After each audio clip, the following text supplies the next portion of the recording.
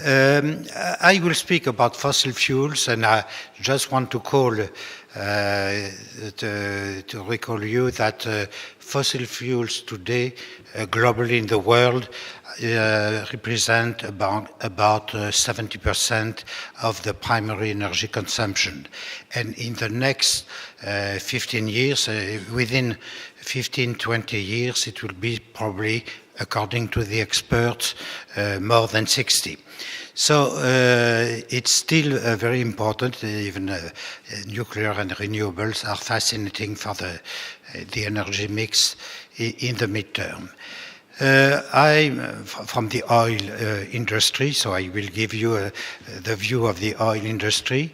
I'm external to the region, so I will try to give a neutral view in this complicated geopolitical situation.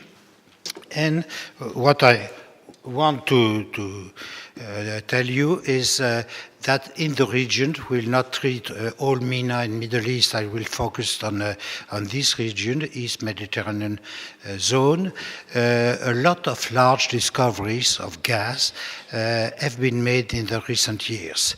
The issue first is to develop, to produce those reserves, and we'll see what is the potential, maybe probably in several steps.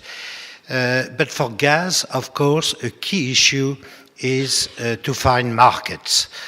Oil is very easy to be sent to any markets. Gas, we have rigid infrastructures, and it's key to get a minimum level of secure contracts before developing reserves.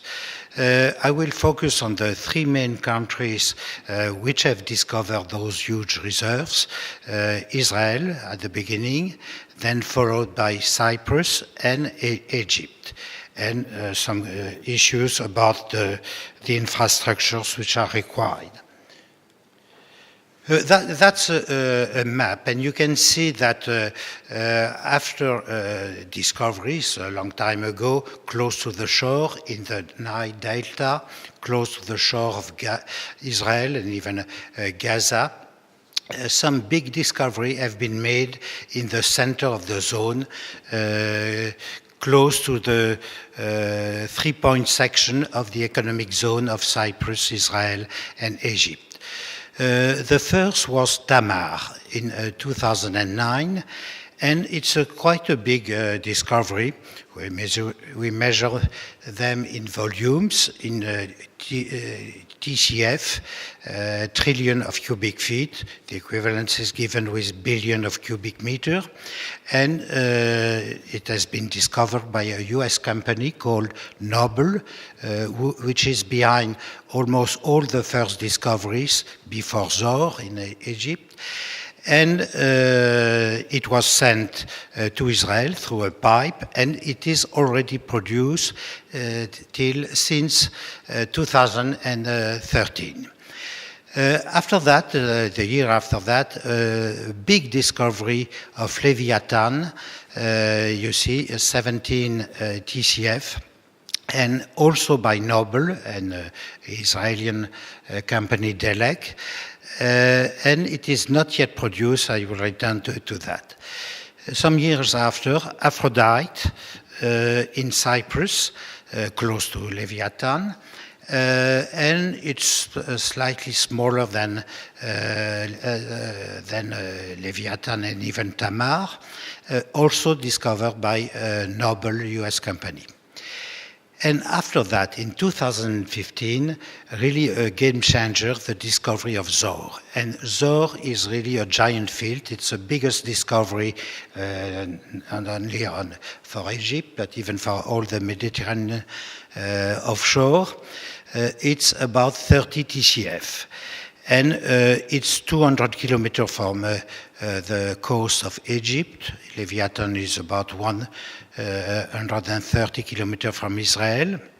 But the water depth is not so big, 1,500 meters for Zohr, slightly more than for Leviathan and Aphrodite.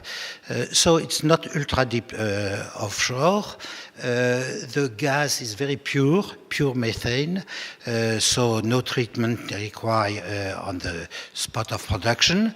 So technically speaking, it's not so difficult to be exploited. But commercial and political issues are quite more difficult. You can see before going to the next slide, two LNG sites in Egypt called Idku and Damietta. They have been built at the time when Egypt was exporting gas. It's no longer the case, and those existing facilities are unused. They have a spare capacity, almost all the capacity is unused. Here you can see in blue the existing reserves of several countries. In the second column, what is launched as new development, and in the third column, what is not yet launched.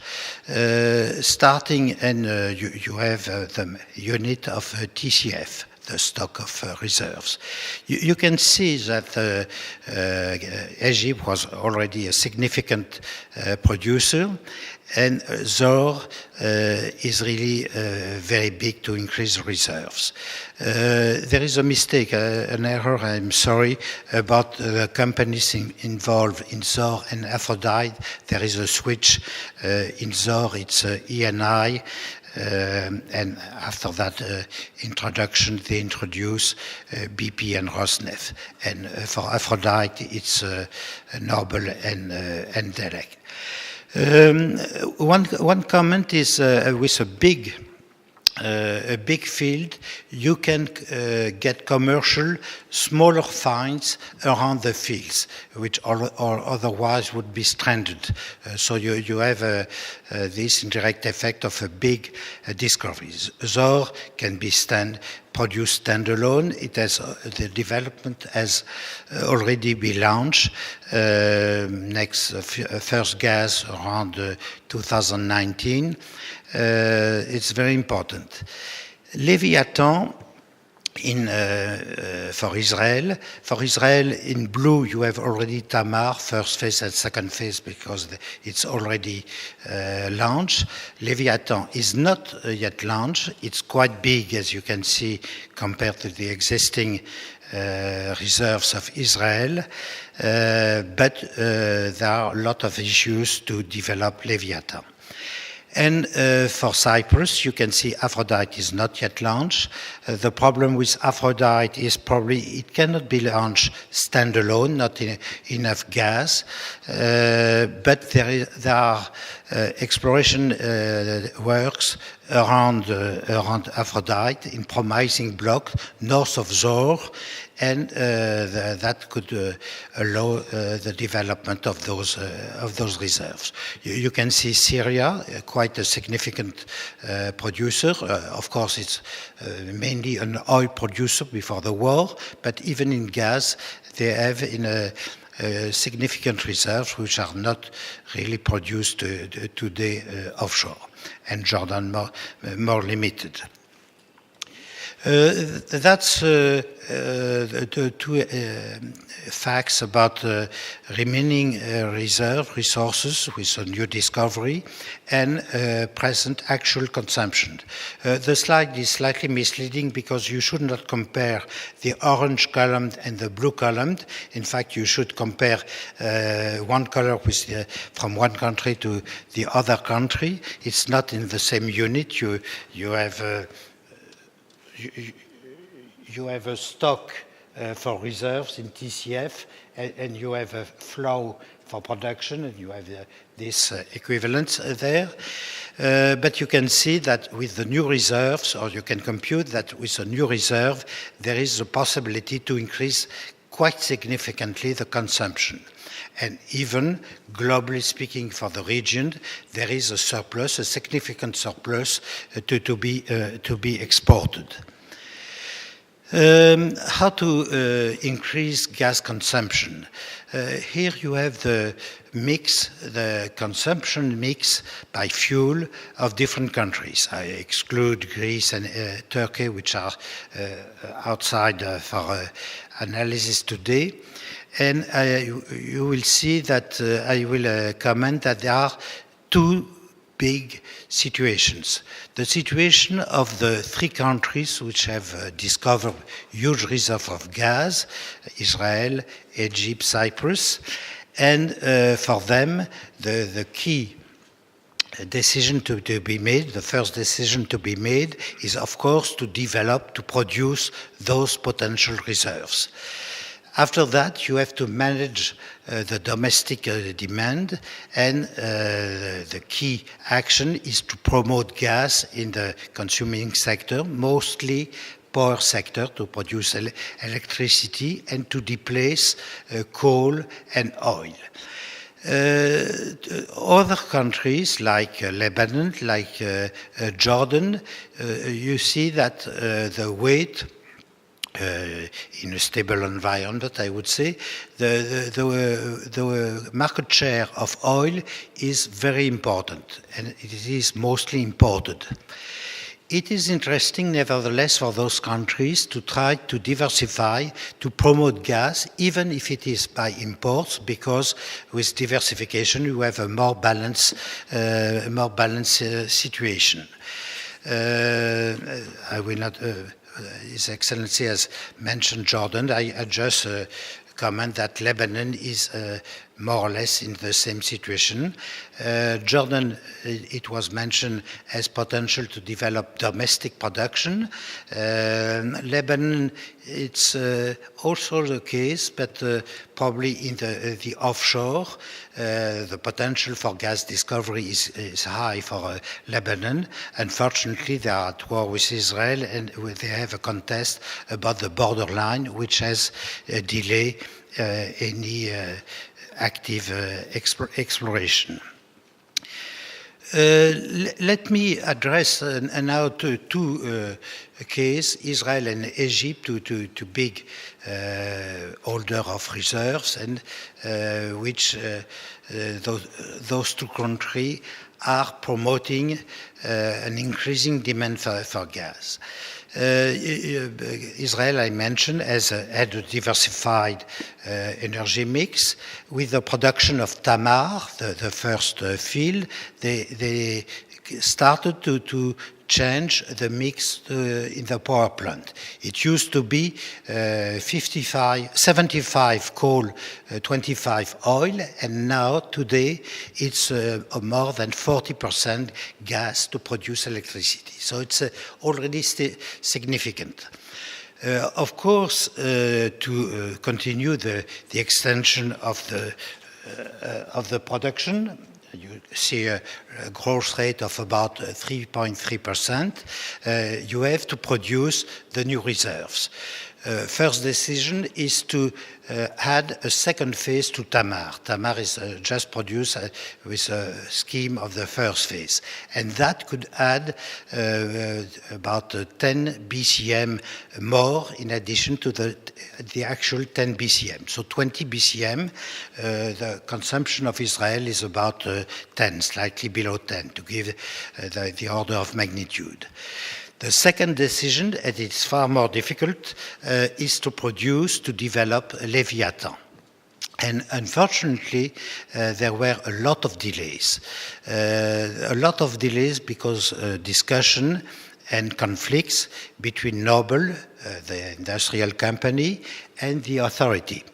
The issue was about stability of regulatory rules, of fiscal rules asked by Noble, and the idea of the Israeli authorities that it was impacting national sovereignty. A second issue was, as I mentioned, Noble is behind all the discoveries, and there was the issue of monopoly, which could be detrimental to the consumers. So a lot of discussions, a lot of delay, and finally, last year in 2016, there was a settlement. But unfortunately, for Israel, during that time, Zohr was discovered. And it can be said that Zohr, the discovery of Zohr, is not a good news for Israel. Before that, to export the potential surplus to Egypt was a very reasonable prospect. Now, this market can be closed at least for several years. And you can see that above, it's not very clear because it's in light pink, but you can see that with the development of the second phase of Tamar, of Leviathan, there is a big surplus above domestic consumption. So Israel is in a situation to have a possibility to export huge amount of gas for several decades. But the place for exports are very uncertain today for Israel. First idea was Jordan, and there is already a contract in action from gas to Jordan. The connection was quite easy with the domestic pipeline network in Israel. There is a second potential contract from Leviathan, but Leviathan has to be developed first to send the gas. That's the first point. The second point was, the second direction was to Egypt, and from Tamar or from Leviathan. The issue is how to do that. The first idea is to use an existing pipe existing between El Arish and Ashkelon, a submarine pipe going to Israel, but which was used the other way from Egypt to Israel, and the idea would be to change the way and to use it from Israel to Egypt. But as it was mentioned, all the exports of Egypt was stopped in 2011, including the exports to Israel, and there are legal contests about those situations. Another idea to go to Egypt, but it's far more challenging, would be to send the gas to Egypt, to the LNG facilities in Egypt, which are not used, and from there to export in global markets. There is a project by Shell, which is owning one of the LNG site, the site of Idku. There is a project to send, to do this option. But of course, it's very uncertain. First, Leviathan has to be developed, and it's costly. A third idea for Israel would be to send to Turkey. First idea to send gas to Turkey would be to have a liquefied natural gas site for liquefaction, probably not on the coast because the security issue would be too risky. Maybe a floating liquefaction site close to Leviathan, but it's expensive. Another idea would be to install a pipe from Israel to Turkey.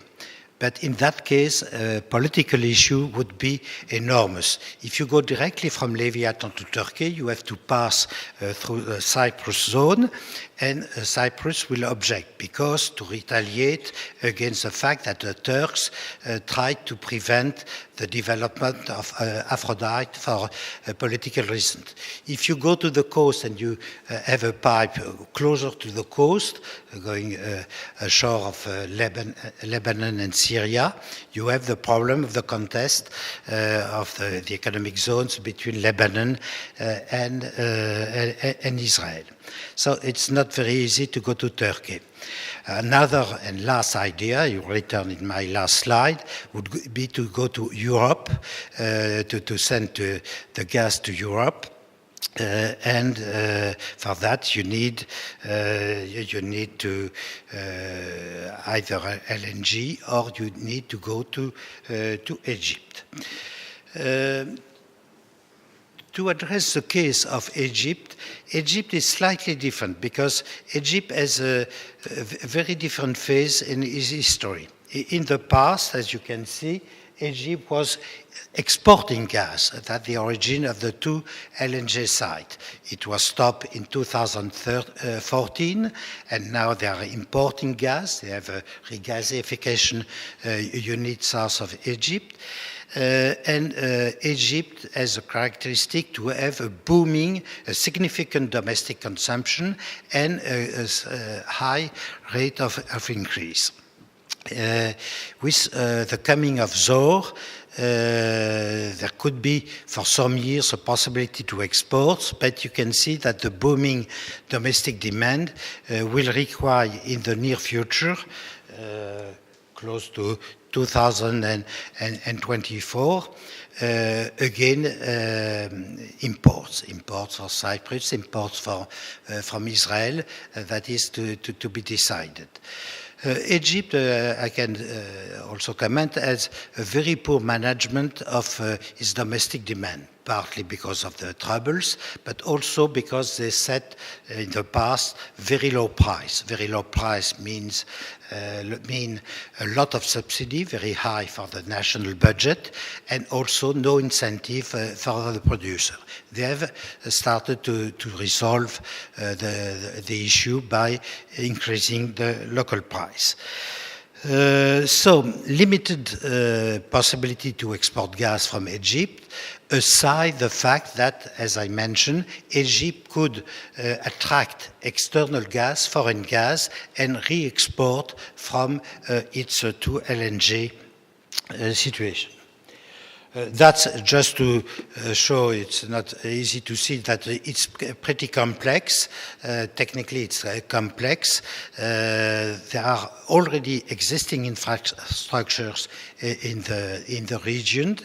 It's not, as I said, technically complex to develop the new reserves, but of course you need to know where to go and what sort of equipment is required.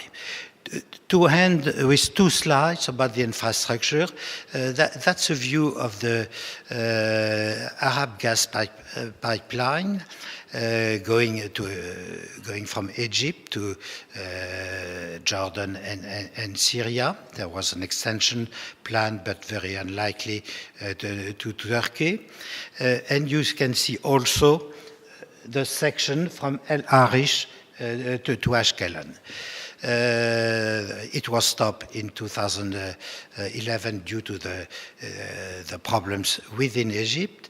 There are also terrorist attacks in the Sinai between El Arish and Aqaba. But it's a key element, nevertheless, for the region. For the case of the little section to Israel, a big issue would be to reverse the sense of this pipe, which could be interesting to connect the market, the production and the domestic market. Just also to mention that there is a project, not indicated here, from Iran to export gas through Iraq, through Syria, if the situation would be less hectic, and that could be a newcomer in the region. And in my last slide is for an option which is, of course, very challenging, promoting certainly for a long future, and which would be to export to Europe. Europe would be interested to get gas because domestic production is falling, because Europe will be happy to reduce the dependence on Russia. There are several options to go directly to the Turkish shore to satisfy first the Turkish market, to join the pipe going through Turkey, to go to Egypt, the LNG, and to export from Egypt, or to build new infrastructure to Cyprus, from Cyprus to Crete to Greece, to join the market. It's very expensive, and more importantly, it requires a lot of international cooperation, which will be very difficult to achieve. Thank you very much.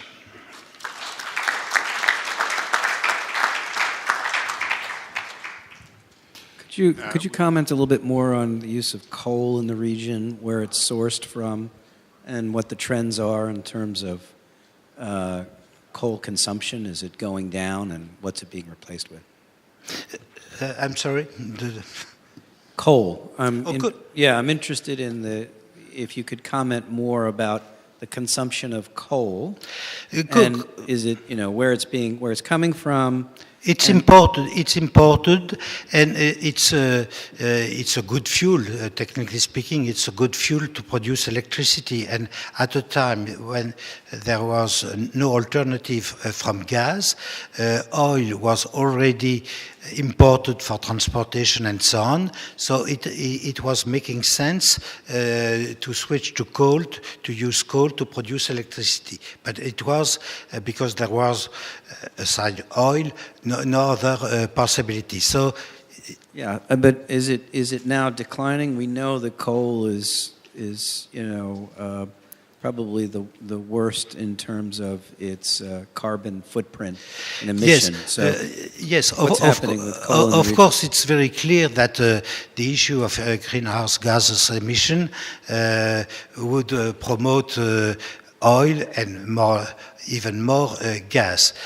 Frankly speaking, 5 years ago, the issue was to find the most secure imports and the best mix. But today, it would be very difficult to return to coal, and there is even a strong interest to reduce the share of coal. But gas give the possibility to do so, because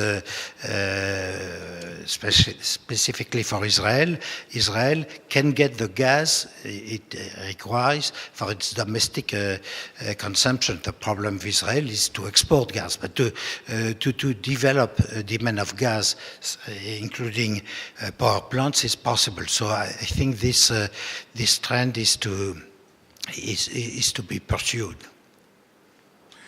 About coming back to gas, what is the cutoff if you want to use liquid natural gas or pipeline? How much do you need in order to have this flexibility? How much money, and what is the time scale? Well, it's several billion dollars. The case. But of course, you have to include all the phase of the project. For instance, for Zohr, the Egyptians are pretty lucky because infrastructure on shore is already existing. So Saipem, the Italian company, has just to install a submarine pipe of 200 kilometers, which is not even not too costly and not too difficult. In the case of Leviathan, as I said, it's not only the cost to go to the shore, it's what you will do next, where has to go the gas, and if it has to go to Egypt, it's not the same design as if you have to go to Turkey and so on. So I would say the design, the routes are more important than the cost, which are not, I cannot give figures because I have not studied the project, but it's certainly not the stumbling block for those project cost of equipment. Regarding more specifically the question of exporting gas from Israel to Jordan, I think there were obstacles also from the Israeli part, because people objected to that.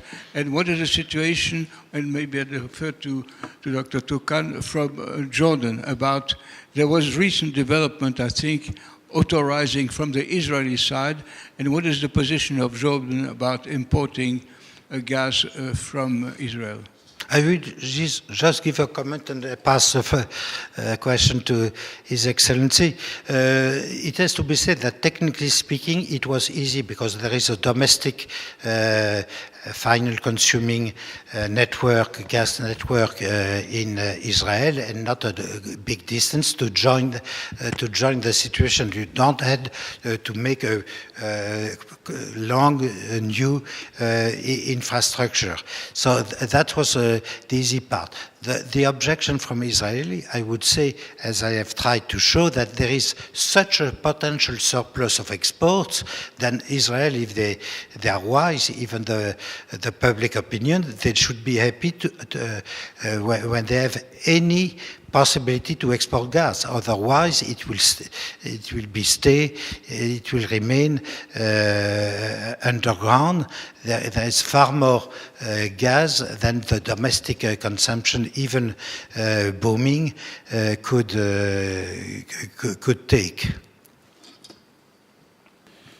Yeah, actually, I don't know the details. Maybe Her Excellency Amani Azzam would have answered the question because she follows up. I'm actually only in nuclear, but I know now with oil shale that is coming in and solar and wind and LNG, actually Jordan is moving now towards more energy diversification. So frankly speaking, I don't know the actual situation, but I can tell you there was a lot of public opposition to Jordan importing gas from Israel, frankly speaking, because most of the public are not happy about the peace process and prospects of a Palestinian state. So there was a very big public opposition in parliament and in press against importing gas from Israel because of the lack of progress in the peace process.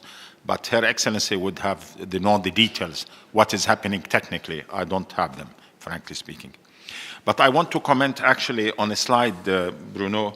Can we go to the slide on the comparison of regional primary fuel consumption? Yes, this slide. For the case of Jordan, that's true probably in 2014, 2015. But in 2016, the LNG terminal started operating in Aqaba towards the end of 2015. So in 2016, actually, the shift was more to LNG.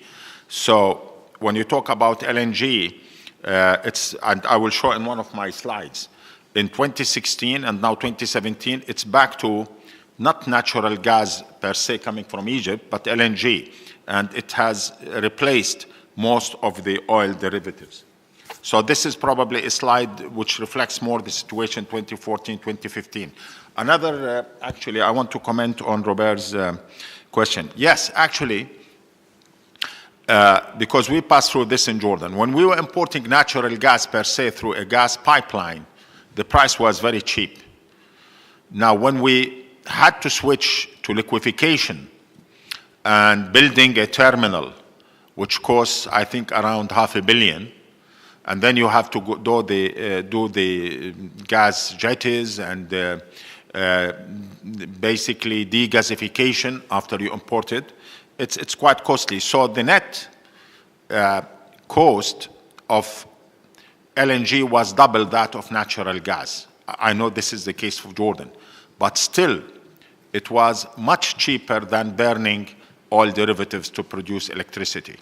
So natural gas was the best option. It's the cheapest. When we switched to LNG, the price of gas doubled. Maybe, I think we were talking about $8 per million BTU is it, compared to 3 or 4 when it was natural gas. But when it was burning oil or diesel, it was double even that of LNG. So the best option is to import gas through pipelines. That's the most economic.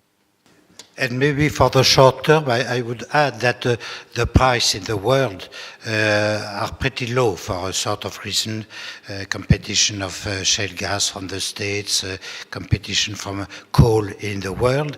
And if LNG is going to alleviate a little bit what you say, and maybe it's for the short term, but in LNG, you have the competition of the outside sources, which are low today. But in pipe, you have a long-term contract, you cannot negotiate. It's just maybe temporary, but for the time being, the prices are low in the world.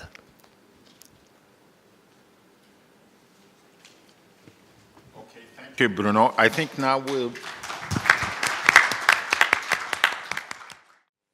Invited me to thank you very much for the invitation to be here and to share with you some thought. Let me introduce our discussion on nuclear by some consideration.